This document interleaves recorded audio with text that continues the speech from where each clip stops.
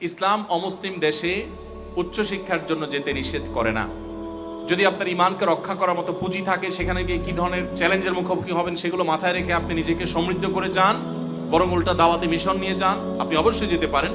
কিন্তু স্থায়ী হওয়ার ব্যাপারে ইসলামের নির্দেশনা হলো যেখানে থাকলে আপনার ইমান আমল নষ্ট হওয়ার আশঙ্কা আছে সেখানে আপনার জন্য থাকা জায়েজ নাই।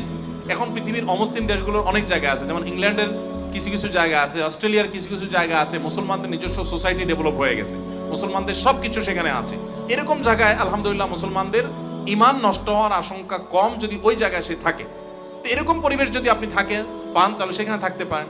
এছাড়া নিজের যদি দাওয়াতের উদ্দেশ্যে যান তাহলে সেটাও জায়েজ আছে। সাহাবীরা অনেকে অমুসলিমদের দেশে দাওয়াতি কাজ করতে গেছেন। আপনার নবী সাল্লাল্লাহু আলাইহি ওয়াসাল্লামের প্রিয় সাহাবীর এখনো কবর এবং তার নামে মসজিদ আছে চায়নাতে, তার্কিতে, তখন তার্কি মুসলমান ছিল না। তো এই সমস্ত দেশে সাহাবীরা ছড়িয়ে পড়েছেন। দাওয়াতের উদ্দেশ্যে আপনি পৃথিবীর যে কোনো দেশে বসবাস করতে পারেন।